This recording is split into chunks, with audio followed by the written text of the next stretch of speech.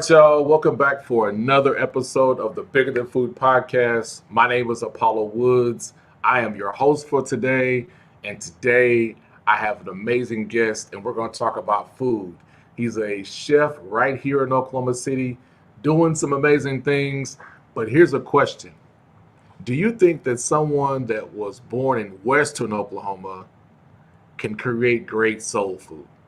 Now, you might be thinking, Oklahoma soul food, not sure, but I'm going to show you a clip here to give you an idea of how amazing this food is, and that we're going to have a conversation and convince you that Chef Brandon Ray is amazing at what he does, and we're going to change your mind and have a great conversation. But I want you to check out this clip of how good Chef is.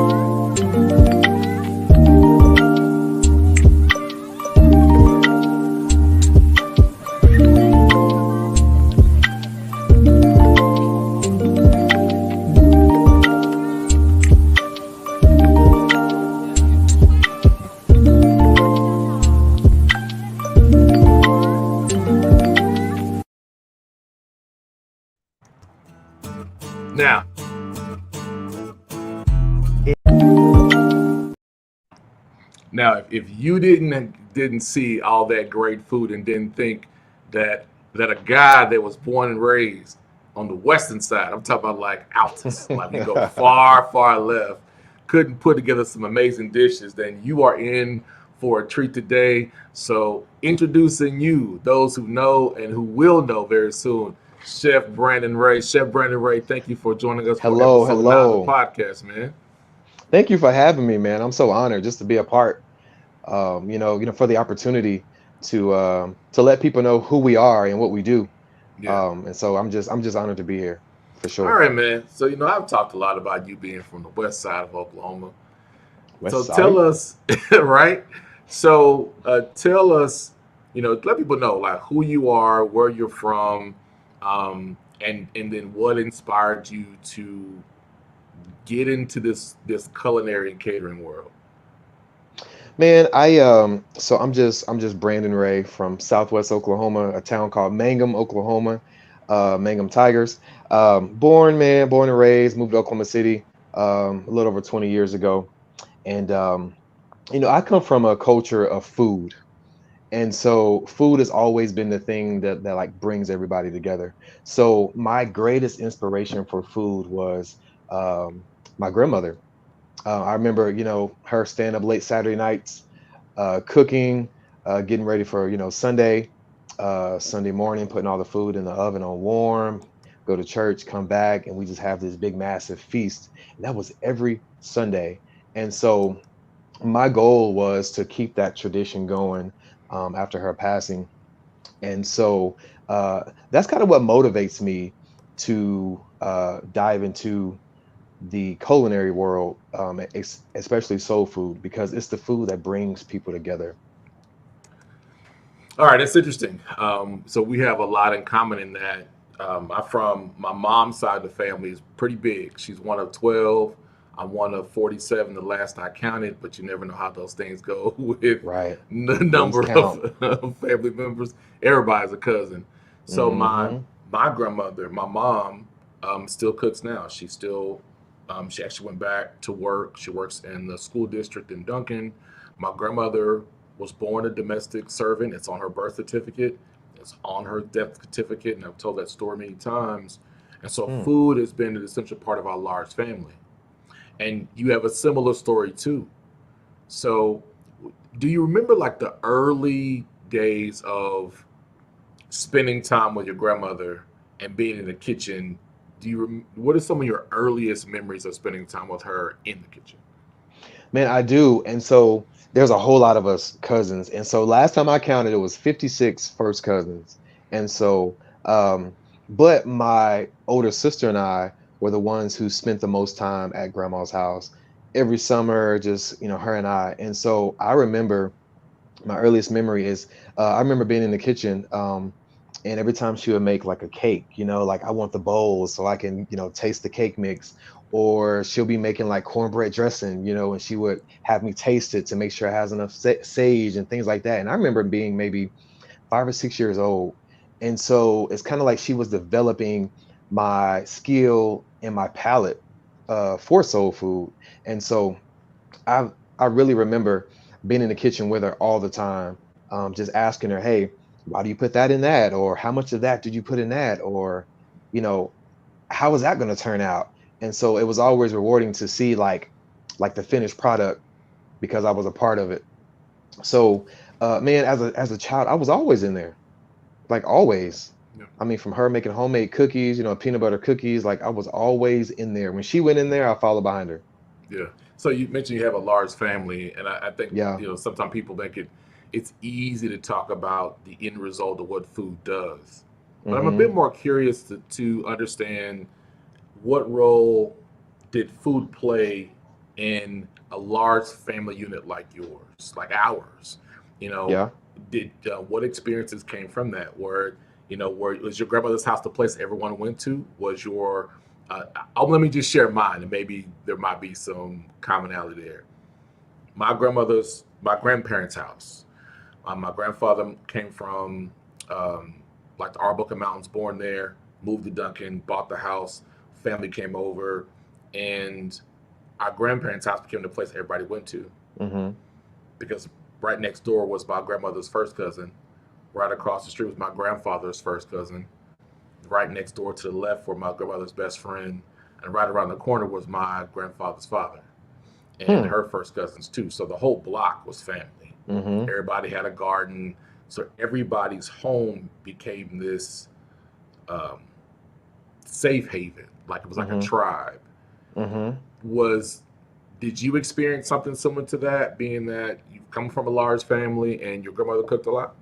Man, it's amazing because it's almost like you're like telling my story because my grandmother, so right next door was her mother's house. Yeah. But then like right behind her house was her brother's house. Mm. And so, and like down the street is her sister's house. So we were kind of all right there together. I mean, maybe That's it's that crazy. that small town thing, but man, the great thing about my grandmother's house, it was the place where everybody could come. I mean, everybody was family, but then there was also friends, and you know how it is in a small town. Mm. Everybody's related, whether you're Everybody step related. cousin, whatever. We all related, and Cousin. so, right, right. But like, no matter what you have going on, like you could have like odds with each other, Yeah. whatever. But when you come to grandma's house and we all eat, it's like you just put everything to the side, Yeah. and let's fellowship, let's eat, let's laugh and talk. Um, and so when you leave, you pick that back up. But Hmm. while you Hmm. at grandma's house, man, it was the place where we all bonded and kind of reconciled our differences, man. Yeah.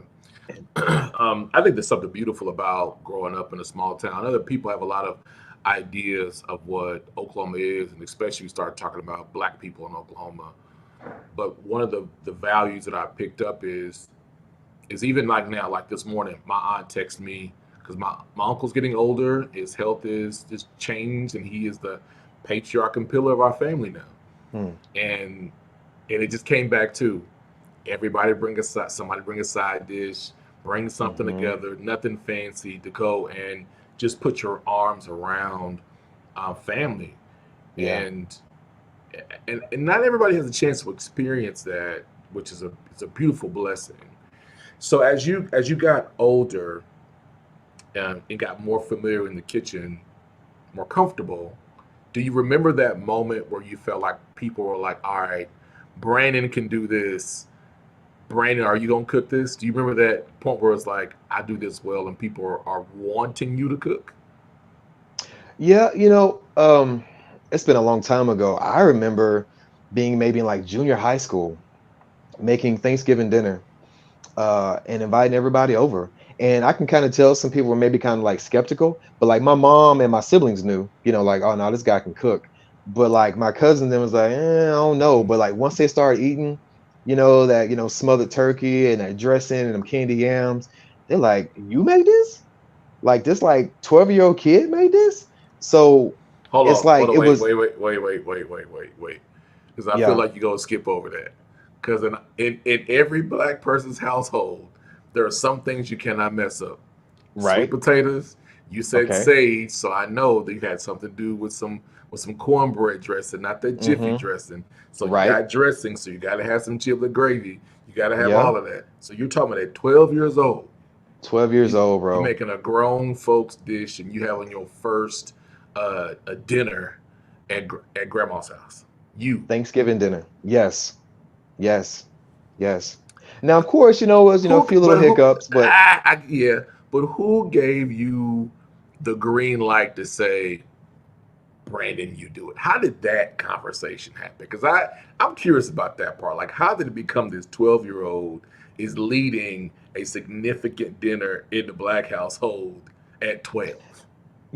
my grandma, of course, taught me everything. But living here in Oklahoma City, my mom, she worked a lot. She worked, 2, 3 jobs. Single parent. So she really didn't cook a lot. It was a lot of, order a pizza, stop by the fast food restaurant. So it was almost like I was forced to sharpen my skills or use my skills that I had learned from my grandma. I mean, in order for us to have a really good meal. And so, but I'm grateful because it allowed me time to practice and perfect my craft because my mom worked so much, and she wasn't always cooking. Then I was able to experiment and kind of dilly and dabble and kind of put things together to make it to what it is today. So yeah, man, I was a kid making Thanksgiving Hmm. dinner, bro. So, Thanksgiving dinner. so when that comes to mind, I start to think about sometimes the role that young boys, young black boys, start to grow into. You know, Hmm. I'm the only boy. I'm in the middle of three. I have a sister that's 8 years older, and a sister that's 11 years younger. So there's a gap there. Mm, But I always had that example in my family what the men would do. And the paternal side of my family was very prideful in the fact that, like, this is a man's name, man's responsibility in that sense. So, do you think that because your mom was a hard worker and providing, that you feel compelled? You just said forced, and I don't know if that's the word I would like to choose for myself, but hmm. did you feel compelled to say, hey, like, I'm passionate about this thing and we have to eat and I like to cook. Let me kind of step into this role of helping out mom because mom's working so many jobs. Hmm. Yeah, and so not necessarily forced, but it is almost like compelled or obligated because there was a void that wasn't filled in the household. Hmm. And so I have those skills, I have that gift, I have that talent. Hey, let me walk into this void and fill it. It was just an opportunity. And now that I look back, I'm like, everything was all for a reason. Hmm. um, because if things weren't the way they were, I may not be the person I am today. So it was Right. all necessary. And so, but yeah, I agree. I agree. I agree. I wasn't necessarily forced, but I was compelled because I have a heart and passion for cooking, Hmm. and there was a need, and I was able to fulfill that need Okay, so within the family. you went from the west side of Oklahoma Yeah. to Oklahoma City. So when did you move from? You said from Mangum, right? Hmm. From Mangum to Oklahoma City. When did that transition happen? Well, actually, I moved from Mangum to Lawton first, which Okay. I guess is closer to Duncan. Yeah. Yeah. Yeah. And we lived in Lawton for some years. And then we left Lawton and moved to Oklahoma City in '97. Okay. And I so, graduated high school in '97, so okay. I remember that era of Lawton back in the day. It wasn't Yeah. yeah, yeah. Be careful back in Lawton back then. Yeah. Oh man, back in the day, even Look now, back in the I'm day. like, yeah, Lawton. Yeah, Lawton ain't Yeah. no. Yeah, you don't play with it. And No. so, no, not at all. But yeah, so we moved here in '97, and I was in junior high in '97. Okay. So junior high Yeah. '97 came to Oklahoma City. How was the transition for you being in the familiarity of a small town, then you start to move into the bigger city? And I asked that because when I moved from Oklahoma to Houston, that it was a transition for me. Like Hmm. For me, moving to a bigger city, it was like I'm eyes wide open. At that time, I was wearing Doc Martens shoes and tucking my shirt in, and I was getting called country for wearing polo, and I couldn't understand it. It was confusing. Yeah. So how was it for you transitioning from Mangum to Lawton and then settling in Oklahoma City? I was actually I've always been a peculiar child, so I was actually scared. Mhm. Um, you know, I know Lawton can be kind of rough, but coming to Oklahoma City, I mean, it was this huge city, to me. I'm like, it was massive. And then going to this school that was massive, didn't know anybody. So it was definitely scary. I remember one particular teacher, Mrs. Rebecca Hines. Um, she kind of, took me under her wing. I was in like the sixth grade because she can kind of see like I was kind of off to myself, not talking to anybody. Nobody would talk to me. I was just this scared little kid coming to this big city. And so, but over time, of course, I kind of, grew and became more personable. And, if you want friends, you got to show yourself friendly. And so I, but initially it was scary. It was definitely scary. It was like a fish out of water for sure. Definitely. So you're here, and then did your did you lose? Was your passion for cooking, was it something that you used to go back to where you were comfortable? Like what role do you or did it that your passion for cooking start to take shape or place as a middle school age kid moving to a larger city? hmm Well, I used to make like, little things, like salmon croquettes, little easy Come on stuff. now. Right. Yeah, Some salmon smothered croquettes. potatoes. Yeah. But a big old glass of red Kool-Aid. But no, Yep. so I used to I used to make that little stuff. But as Okay. far as like really like diving in and making like big stuff, that really didn't start till to maybe after I moved here Okay. um uh to Oklahoma City. Because it's like I've always had the passion, but it wasn't like on that scale of, cooking big Thanksgiving dinners and things like that. Like that didn't happen until I came to the city, So where I would did say. your would who did you seek like your like whether mentors or inspirations from at that age? Like were there any chefs that you watched or your favorite cooking shows that started to grab your attention differently? Because when you're starting to learn things as a child, it's your curiosity because you might start it, but you probably will put it down.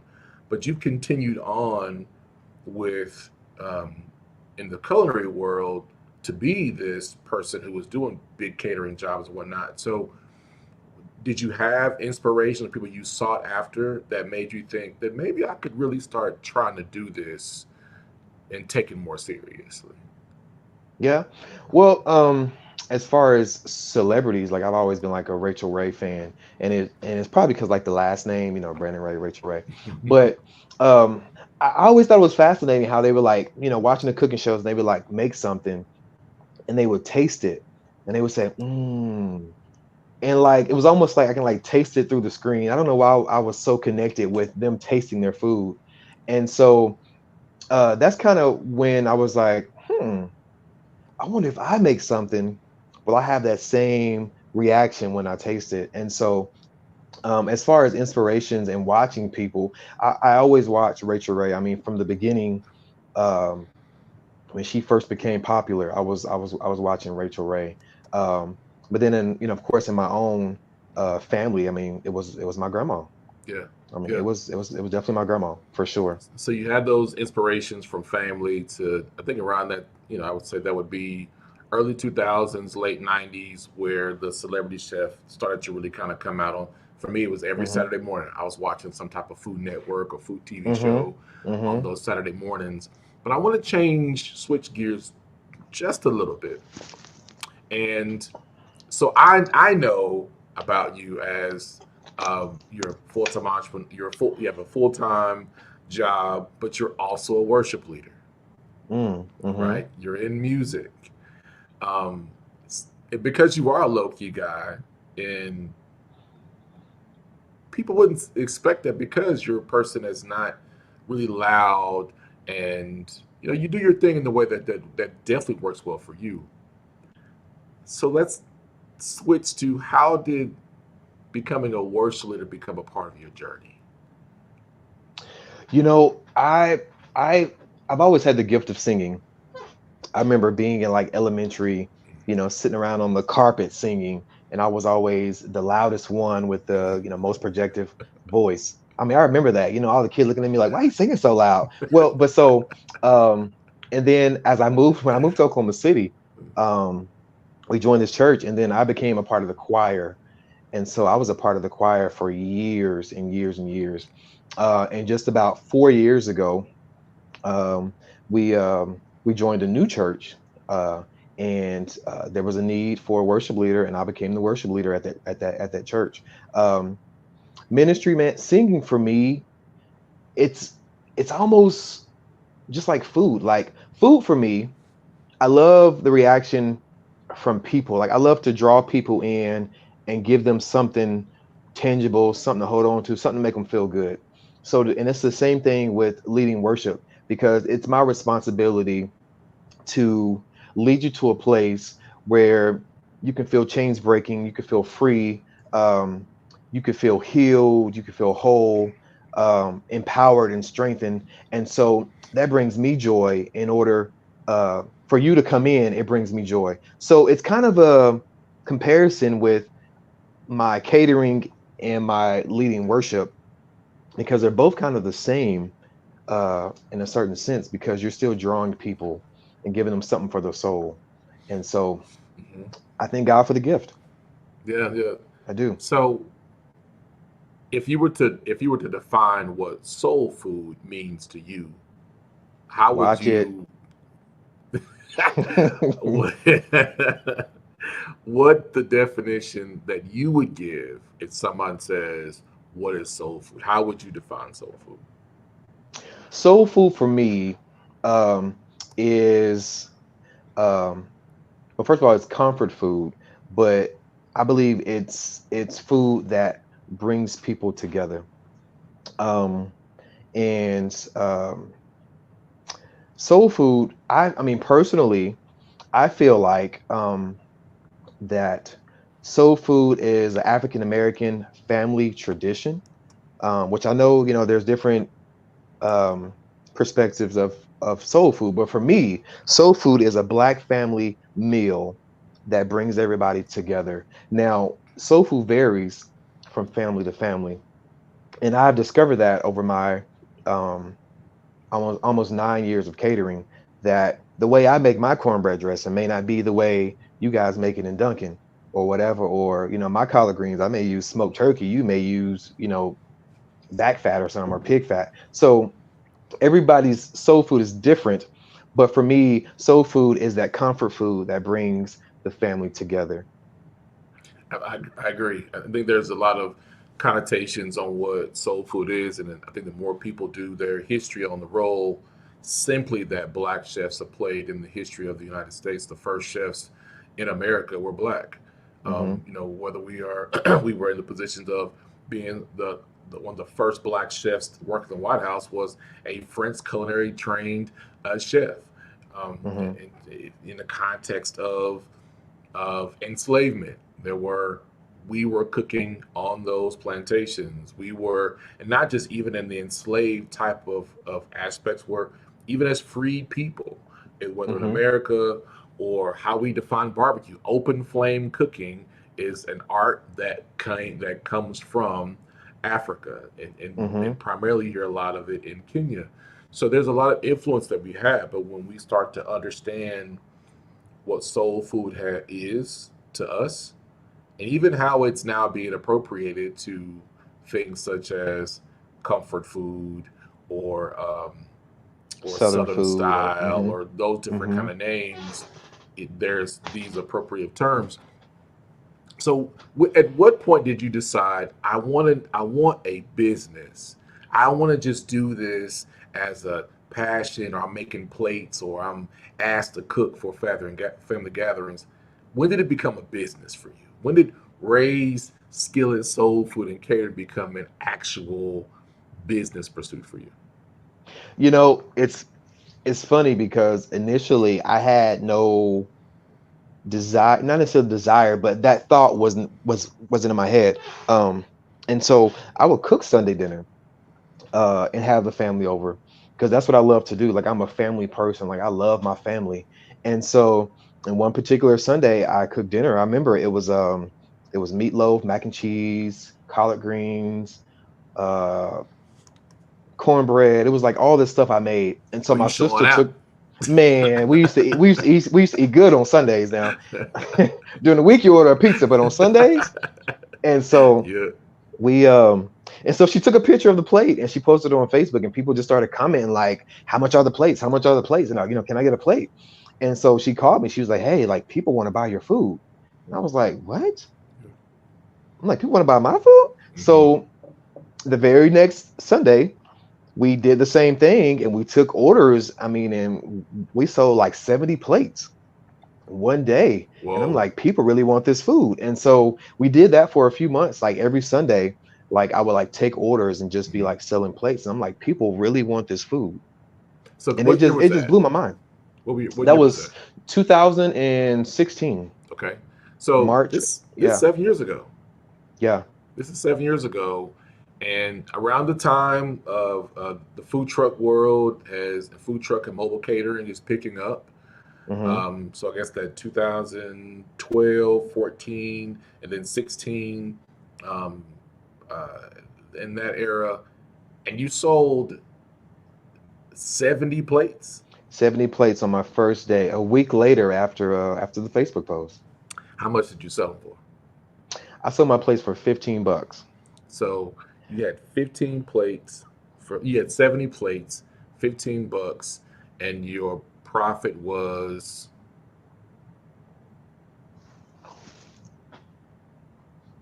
why am I going blank? 70, 15, over $1,000. Yeah, well, and then also you have to factor in, I mean, I had like my sister helped me a little bit with purchasing the food. Hmm.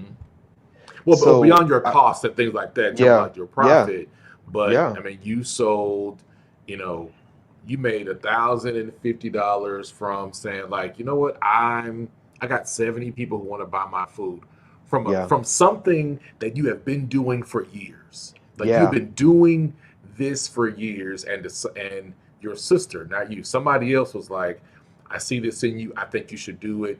I'm going to post yeah, this on Facebook, yeah. which is a big platform back then, and then you made $1,050 from a free post, Mm-hmm. just letting people know what you're doing, Mm-hmm. not cost aside. So, what did that do to pique your interest in figuring out, like, wait a minute, I made like $1,050 in revenue, and 70 people want it, and more folks want it? Did that Mm-hmm. click to you like this could be something I should really take serious to build a business? It definitely did because it just showed me like there was a need for good soul food in Oklahoma City. Um, and I never like I said like I never had the thought of being an entrepreneur, because that wasn't um demonstrated to me growing up. Like everybody, like your goal was to get you a good job and you stay there and you retire. Hmm. And um so that thought never crossed my mind. But when I sold all those plates and I was like, wow, people really want to buy this food, I was like, we may be on to something. So that's when we came up with a name, got our LLC. I went and got all my licensing and certifications and all that stuff. And I was like, we've got something Hmm. that the people want. And I believe that's a key with being an entrepreneur, especially like someone that like sells goods. You have to kind of find what the need is and what people really want. And so at that time, there was a big need for good soul food, and still is. And that's a great uh, point there, because we often create things based on our passions and what we think we want. But you have to Right? find something in the marketplace. And some things that I determined is, uh, being an entrepreneur, you're a risk taker. So I like Yeah. to find things, find lanes that people are not in. So as you were determining that there's a need for good soul food, what was your process? What did you do? How did you research to figure out, based on what I see, based on what I can offer, this is a place that I can exist with soul food in Oklahoma City. You know, my wife and I, we're like big like food connoisseurs, and she's probably gonna cuss me out for that. Like, I don't eat a lot. That's not what I'm saying. That's not what I'm saying. But I'm saying like we go to a lot of Wait a minute, restaurants. because she's vegan though, right? Yeah, she's vegetarian. She's vegetarian, a Hmm. vegetarian with a chef that serves soul food. Not to say soul Yeah, food cannot be vegetarian, but right. Because I do that's have a vegetarian menu. okay, okay, okay. Yeah. But and so we go to different restaurants, and and back then she wasn't vegetarian back then, 2016, 2017. Okay. So we would go to different restaurants, and we would try, I mean, different soul food restaurants and try their food, and we would kind of compare, like, yeah, they could have did this better. That really wasn't that great. And we always came to the conclusion that what we have is better. And it's not to sound braggadocious or anything, but what we have is really good. So it kind of uh, justified the fact that there was a need for good soul food in Oklahoma City, because that's how we kind of did our research. We went around, and even now, everywhere we travel, we always try to find the best soul food places in this city, just so we can kind of try and kind of see what everybody else is doing, and that helps us perfect our craft. Yeah. So when you're Definitely. looking at different foods, I think just how your upbringing and where you live, the access to spices and flavors influence like the dish that you prepare. Right. Um, what did you figure out as you were building up your brand and your menu of what flavor profiles that you wanted to have in your menu versus what you were experiencing as you were traveling around the metro area? Well, like I want Ray Skillet to be like grandma's house. Like I want it, like when you eat the food, it takes you back, like a nostalgia. Like it takes you back, and you're like, man, I remember my grandma used to make cornbread dressing like this, or smothered chicken thighs like this.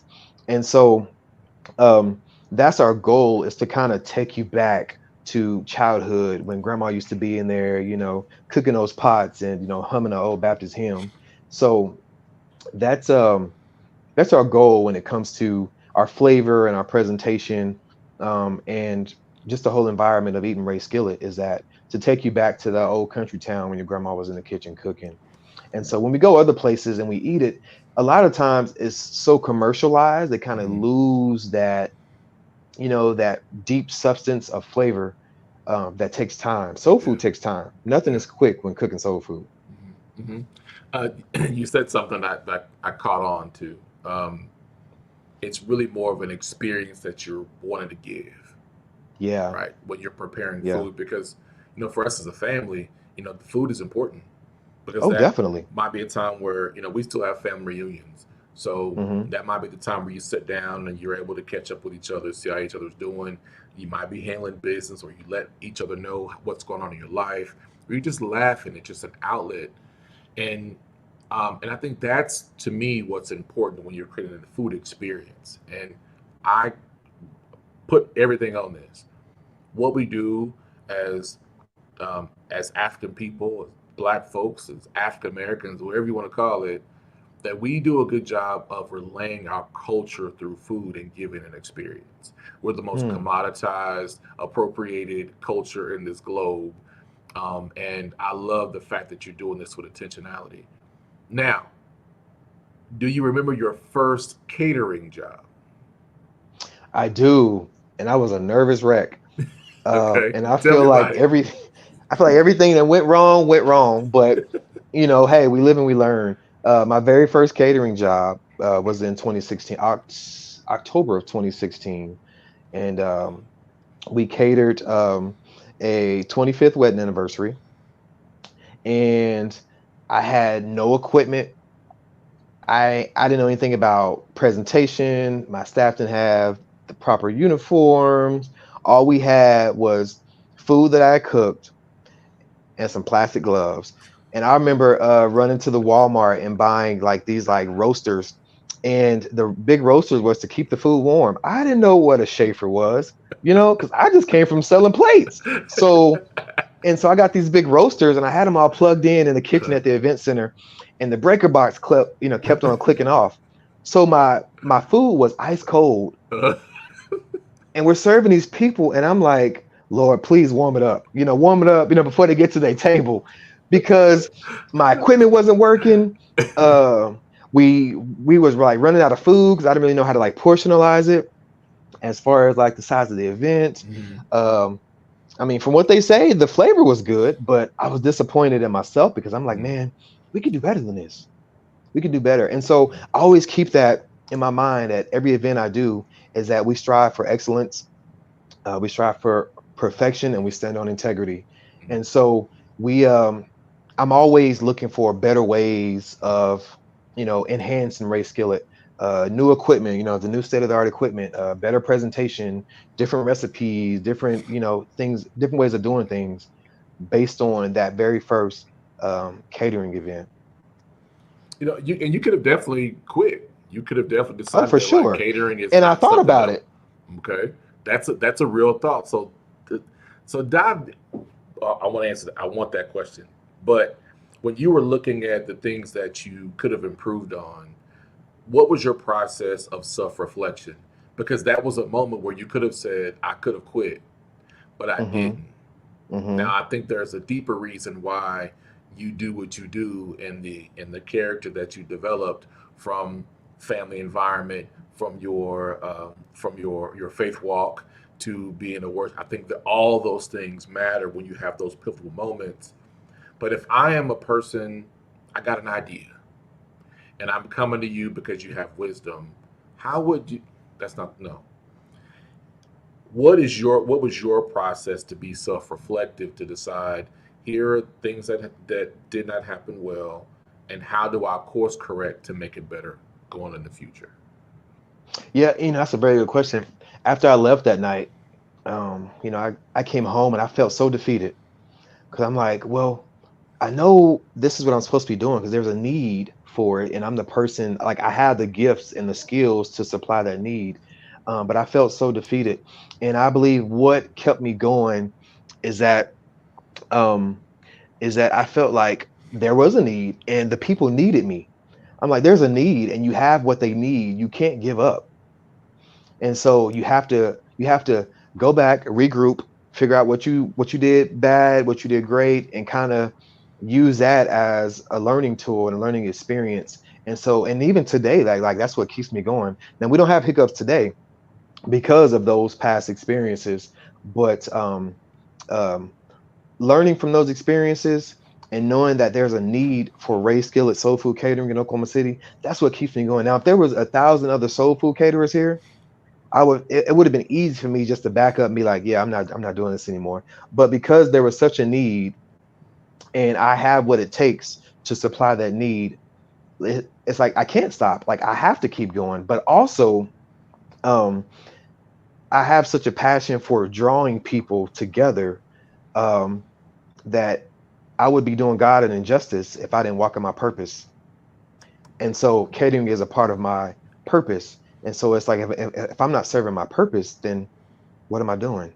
That's deep. That's deep. So, in that self-reflective and you in taking in that constructive feedback, um, yeah, the folks over at Polk House said growth, Definitely which I growth. love that. Definitely.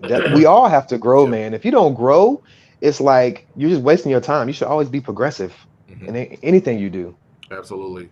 So when you were trying to figure out the best process, and I believe that asking questions and finding mentors, and a good friend of mine, Lamar Tyler, would say things like, "It's your proximity to success, getting close to people who do it well." Did you reach out to people who have been successful, who are successful in catering, and ask for their help as well? Actually, no, I'm so low key. I'm a person that just like kind of keep to myself, Okay. but I did and I still do watch other people. Like I'm looking at other people's posts about different events they cater and how they did this and how they set up this and what they did when this happened. And I'm watching and I'm taking notes and learning from those people. I may not have reached out to you and asked for your help, but by you posting um, the different ways you do things has definitely helped us become better caterers because I'm always watching. I mean, all of my everybody I follow on Instagram mostly are other caterers that I'm watching and seeing how they do things, um, to learn from their experiences. And that's interesting because most people say, there's like you got to get your name out there. You have to do all of these like really loud and outright things to get your Hmm. name out there. And Hmm. but there are different types of entrepreneurs, different types of people. You have introverts and extroverts, or whatever type of title that people want to put on you. There's no Hmm. one way to do a thing. There's many ways you can do it. Um, so there's many ways that you can do pursue entrepreneurship. Hmm. So for the person that is like you, who they don't feel like I don't want to have to be on a podcast or going live every day and posting 100 times, but they want to connect with somebody that can help guide them on how can I be authentically myself, but then grow my business.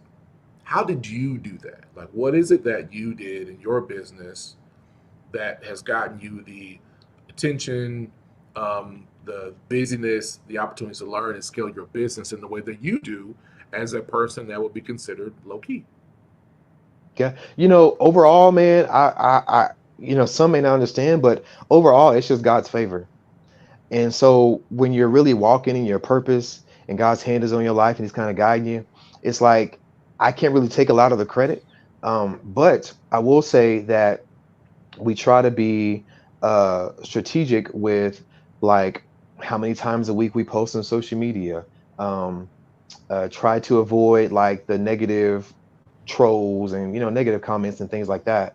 Um, but also provide a great product because I feel like your what you're selling will promote you all over the city. Word of mouth is like the biggest promotion. So if you have a really good product like our fried chicken, it's like, I mean, that's going to speak for itself. So once people taste our product and they start talking and then they start talking, I mean, a lot of our clientele are from people that say, hey, you catered my cousin's sister-in-law's daughter's graduation party 5 years ago. You don't know me, but they said that you're really good. And so a lot of our clientele is like that. Like they just heard through the grapevine, Yeah, but then they tell other people and they tell other people. So I believe we became successful, and we are successful just by word of mouth, man, and providing a great product.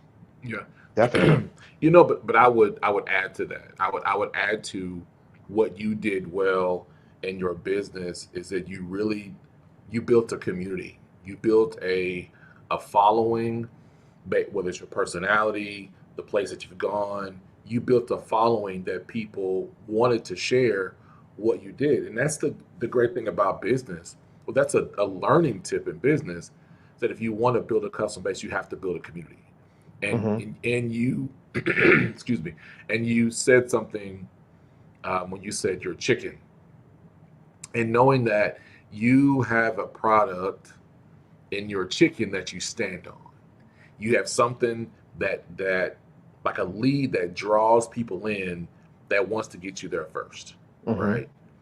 And you've done something unique with your chicken and flavors that gets people to think about, well, I want that too, which Hmm. is a business strategy, right? Hmm.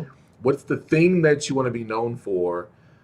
But why did you choose fried chicken where you could have chosen pot roast or meatloaf or steak or fish? You could have chosen anything else, but why fried chicken? Well, I just said fried chicken as an example because all of our food is amazing. Like Yeah, I everything know, is. I know, I know. I'm just Now, saying, I'm man. just gonna Like say I ain't got a plate. You know what I'm saying? I'm just saying I got you. I I got ain't you. got a plate yet on one of these Sundays. I ain't I got a got plate you. to I know if got you. that's true. But I do Yeah. see that your brand, you definitely do lead a lot with your chicken. Hmm. So, do you feel like that has been the draw to the other amazing items that you have on your menu? I do. I would say our fried chicken and our collard greens. My collard greens is a combined recipe from my grandma and my mother-in-law. So I took some of the things that she would do and took some of the things that she would do and create and kind of created our own recipe. So I would say people always come to me talking about, man, that fried chicken, you know, because I use certain herbs and spices. Um, and they was like, man, and those greens, best greens I ever had. I had one lady, she was maybe about 70, and she says, I'm an older lady. She was like, and these greens remind me of my mama's greens when I was a kid. And I'm like, that's the goal. You know, like I want you to feel like you did back when you was at your mama's dining room table or your grandma's dining room table. And so our fried chicken and our collard greens, I was in my book, I like the number two. But you touched on something earlier, and I just had a thought that our product, what we sell, you know, is good food, and um, that's kind of what got us to where we are, but Mhm. also character. And so a lot of times your gifts and your skills um, can take you places, but it's going to take character to keep you there. And so We not about you, that Bible study, are we? I'm just saying, I'm man, just saying. Hold because on. Look character is here. huge. Hold on. If Look. you ain't I'm got a ready. good, you, I'm ready. Where we at? Where we? oh, that's Where the we? man. Hold on, this is We. 2023. Hold on. You got to We. have the app. You need the app on Brother, your phone, not the old school, I not got the that old. too, brother. Look here, Okay, man. Look. My okay. grandmother co-founded the church. Woo. My great grandfather was the first pastor of the first Freedman Church in Chickasaw Mm. Territory. So Oh look here, wow. I'm from that family that you gotta have Bible. You gotta be some Yeah, creases yeah. and some dog ears in that Bible, brother. Man, that's the So foundation, bro. That's the foundation. That's what I stand on. But character and integrity. But yeah, I could be the best soul food chef in Oklahoma City. But if my character ain't right, it doesn't mean anything. So my skills and my talents can take me places, but it's gonna take my character to keep me in those places. And so maybe that's what it is that draws people to us, not only our food, but our character. And I enforce that with my staff all the time. Like, man, when people come to events that we cater, like our character and our integrity got to be on point because that's going to leave a lasting impression. You know, they may forget how your food tasted, but they're going to always remember how you treated them and how absolutely, great your character was. absolutely. So, and I mentioned we were talking before we went live. I was talking talking about what entrepreneurship is. Entrepreneurs take the biggest risk versus a small business owner. Small business owners mainly manage people, but the entrepreneur takes the risk. Hmm. And it becomes in that journey of becoming an entrepreneur to a small business owner, whatever path you want to choose, it really is a journey of development. It's personal development, it's character development, it's integrity, it's a testing of your faith.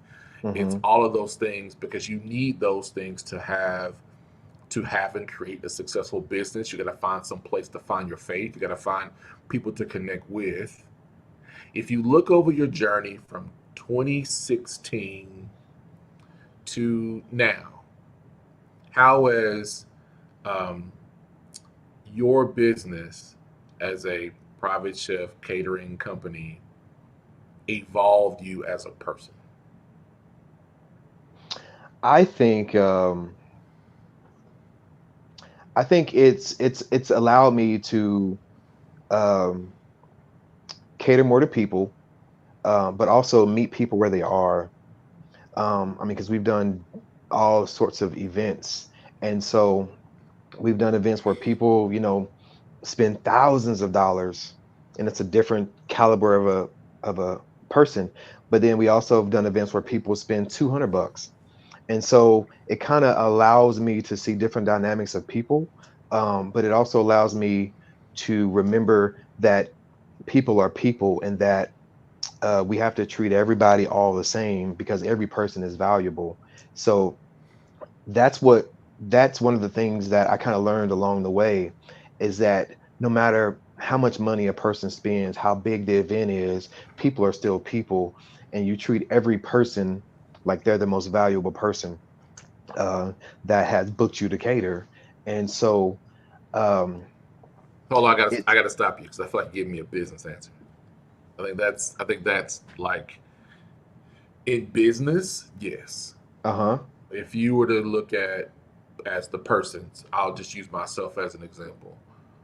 Um, Coming from like having just to really grow, like living in Houston, not really having any family there, and having to figure it out, and coming back here, I was on that mind track of like, I have to operate at a pace of fire, ambition, determination, um, and at times it stepped on toes and it came across a different kind of way.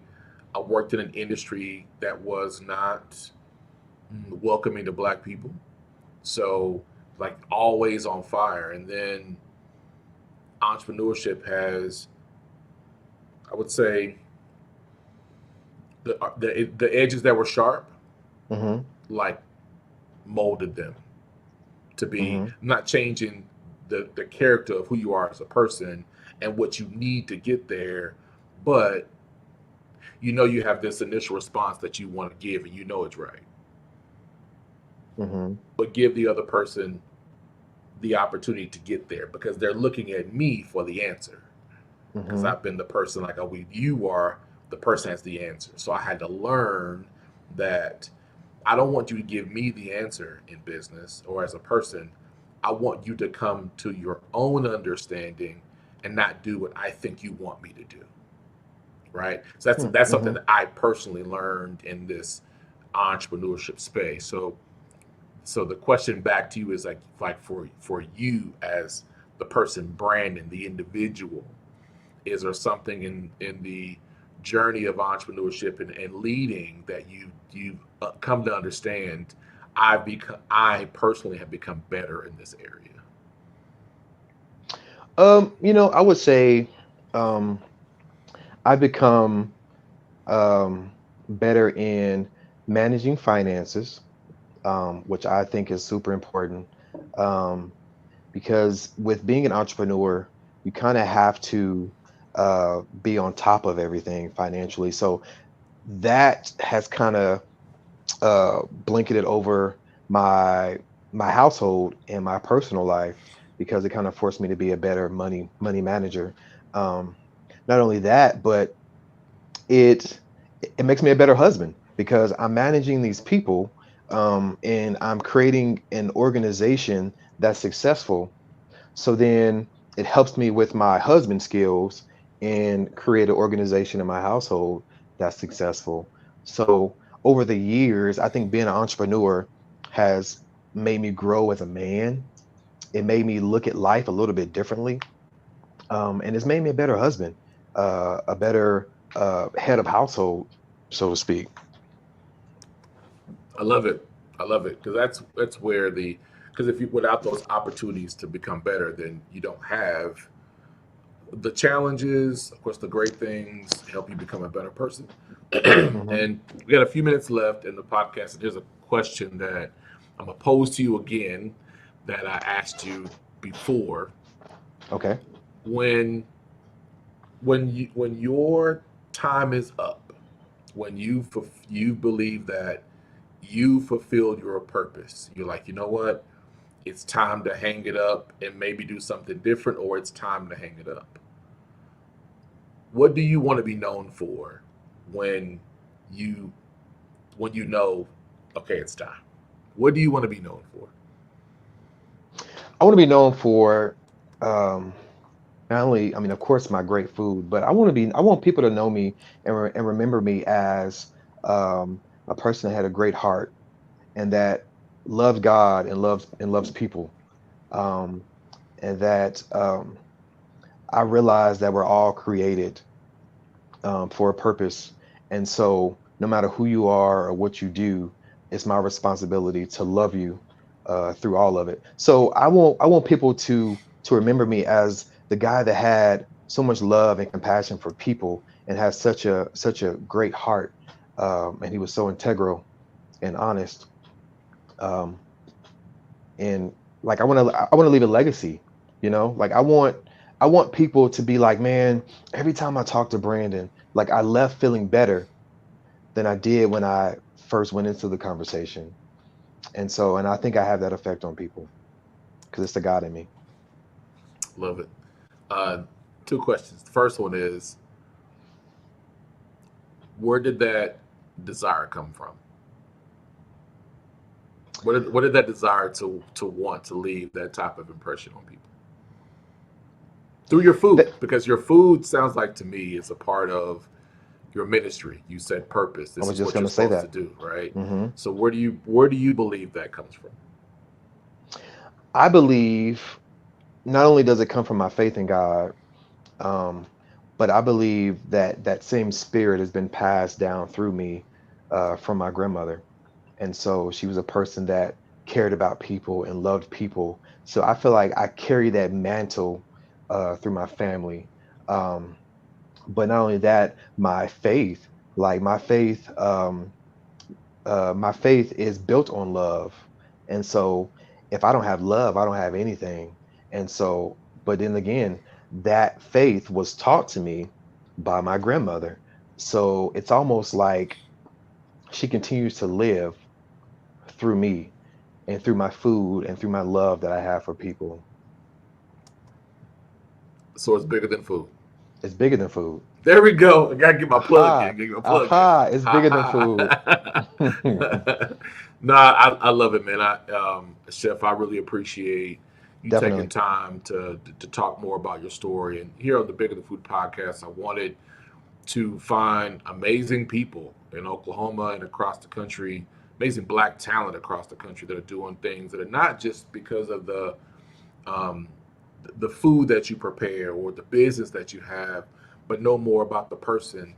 And you're definitely one of the people that. And I honestly, I can't even. I think I came across you from Facebook or whatever. I think that's how I even found you from the event with Oklahoma Contemporary, and that was in Hmm. 20.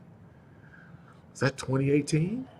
It was a long time ago. I I don't think even that was like remember the date. 2018, 2019, and just now knowing that you just started the business in 2016, I would Hmm. have never come to that conclusion. But I really enjoyed hearing more about why you do what you do and the connections from the huge influences from your grandmother and how you want people to feel and the support from your family. Because if it wasn't for your sister, you may have not even considered That's true. That's the true. catering company, and then and gravitating on and wanted to take it upon yourself to become better and even be an example to people that don't you don't have to be this loud out front Hmm. example, like maybe in the way that I do for a particular reason, but you can build a community that supports your business and be successful and grow and evolve. For sure. So I love the work you're doing, always continue to support you.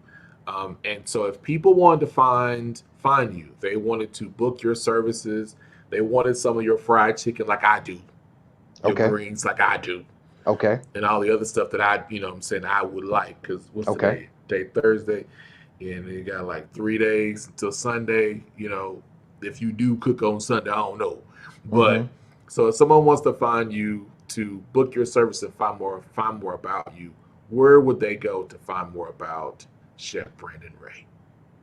You can find us on all social media outlets. It's just Ray Skillet Soul Food Catering, or just Ray Skillet on all social media outlets. Ray Skillet at gmail.com, or you can just give us a call, 405-417-3507.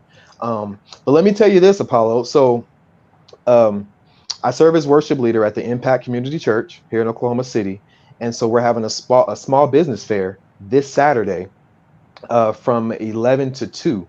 And so I'll be there and I'll have fried chicken, I'll have mac and cheese, I'll have collard greens and candy yams. So if you want to come through and get you a sample, we'll be at the Impact Community Church here in Oklahoma City for a small business fair this Saturday, August the 19th from 11 to 2. And that's 4400 Northwest Expressway. So Okay. come get you something to eat, man. Yeah, man, they can get a sample. I'm coming for a plate, brother. You know what I'm saying? I want the Eh, plate, the back with the wrap the foil around it, so I the can just full, go. okay. You know what I'm Old saying? school. I need an Okay. old school foil That's plate. that Dunkin' stuff. You That's know what I'm that saying? Dunkin'. I can carry mine coming through the hole, man. Coming through the hole. No, I definitely, Definitely. I sincerely appreciate your time, and I love the work that you're doing. I love the fact that you are inspired to do it for a greater purpose and reason. You represent yourself well. Um, I do definitely see in the future for you be able to be a leader in the food space and representing soul food in the way that you do it. Thank you. And I love the way that how you brought people together in different audiences and different passion that you have for people. So many blessings to you. Love to see it. Definitely. So I'm Thank gonna you. let you get back to your day. But y'all, make sure that you support our friend and amazing Chef Yes, sir. Brandon Ray. He's from the west Yes, side sir. of Oklahoma. He's from the west side of Oklahoma. Make sure you support him. You can Definitely. find his social media handles down at the bottom. Probably go to Facebook, Ray Skillet, but you can find him on Facebook, Instagram, and Google. And please make sure you support him. And so until next time, y'all, until next time on the Bigger Than Food podcast, we will see you next week for another episode on Thursdays at 12 noon Central Standard Time. Make sure you like this post and share with your friends, and Definitely. also subscribe to our YouTube channel, youtube.com/Black Eats. And until then, we will see y'all next time.